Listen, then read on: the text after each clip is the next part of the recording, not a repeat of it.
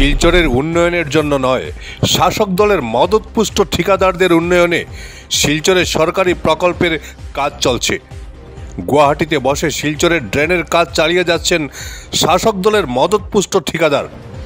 কাজের কোনো এস্টিমেট বলতে পারছেন না পূর্ত বিভাগের ইঞ্জিনিয়ার।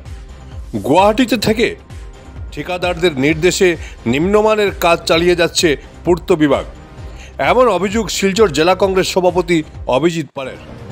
আজ সকালে শিলচর প্রেমতলায় ড্রেনের কাজ পরিদর্শনে এসে এমন অভিযোগ করেন অভিজিৎ। দেখে নিন কি বললেন কংগ্রেস সভাপতি। শিলচরে মানুষের জ্বালা যন্ত্রণা এবং দুরবস্থা বহুদিন ধরে।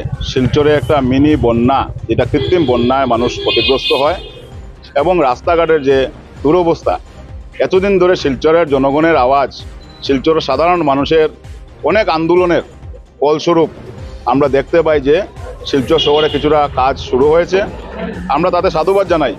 কিন্তু আজকে এই প্রেমতলাতে যে ড্রেনের কাজ চলছে, আমরা জেলা কংগ্রেস থেকে প্রতিনিধি দল আমরা আজকে পিডব্লিউডি ইঞ্জিনিয়ার সাথে কথা বলি এবং আমরা ওনার কাছে জানতে চাই যে আপনি সরজমিনে এসে আমাদেরকে কাজের একটু আপনাদের কি স্পেসিফিকেশন আছে, কিভাবে কাজ চলছে। আমরাও চাই যে শিলচর শহরে কাজটা যেন ভালোভাবে হয়, 2 দিন পর পর যাতে মানুষের এই দুরবস্থা না হয়, মানুষ যাতে কষ্ট না পায়।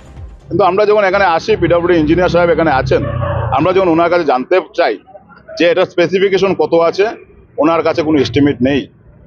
আমরা যখন জানতে চাই যে কত টাকার এস্টিমেট, উনি বলেছেন যে একটা প্যাকেজে 4.5 কোটি টাকার এস্টিমেট।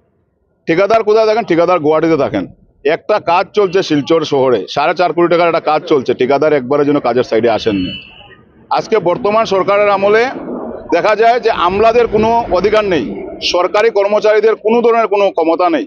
আজকে ওনারা বাধ্য, সরকার এবং বর্তমানে বিজেপি দল সরকারি কর্মচারীদেরকে এইভাবে যে হ্যান্ডপ্যাক অবস্থায় ওনাদেরকে বানিয়েছে, যে ঠিকাদার গুয়াহাটিতে বসে সরকারি কর্মচারী পিডব্লিউডি কর্মচারীদেরকে অর্ডার দেন।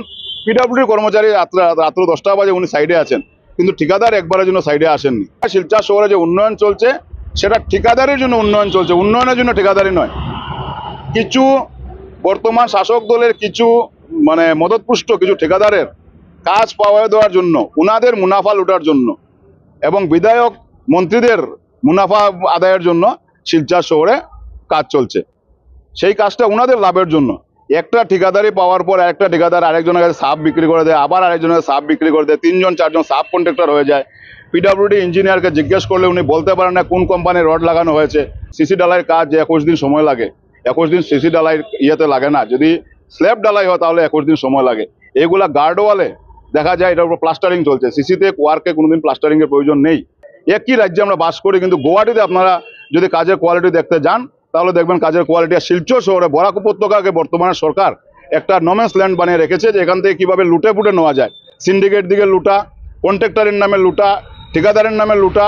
ঠিকাদার গুয়াহাটিতে বসে বসে কাজ নেয়, শিলচরে ঠিকাদাররা কাজ পায় না, ওনারা আবার সাবে বিক্রি করেন কাজ। এটা কোন ধরনের ভারতবর্ষতে আমরা বসবাস করি?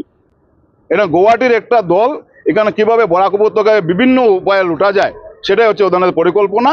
এবং বর্তমানে যে বিধায়ক আছেন শিলচরের, উনিও হ্যান্ডপ্যাক, উনি কথা বলার মতো অধিকার নেই, উনার সে আওয়াজ তোলার মতো অধিকার নেই। উনিও এইসব ঠিকাদারের ম্যানেজারের সাথে এসে কাজ দেখেন, আমরা দেখি রাত্রেবেলা লাইভ দেখি উনার, কিন্তু কিভাবে কাজ চলছে সেটা নিয়ে উনি মুখ খোলার অধিকার নেই, ওনার সাহস নেই উনার। পিডব্লিউডি ডিপার্টমেন্টে যাব, গিয়ে পিডব্লিউডি ডিপার্টমেন্টে আমরা এস্টিমেট দেখবো। যদি এস্টিমেট মতো কাজ না হয়, আমরা কিন্তু গণতান্ত্রিক পদ্ধতিতে সেই পিডব্লিউডির বিপক্ষে আমরা আন্দোলনে নামতে বাধ্য হব। Bureau report, Barak vision.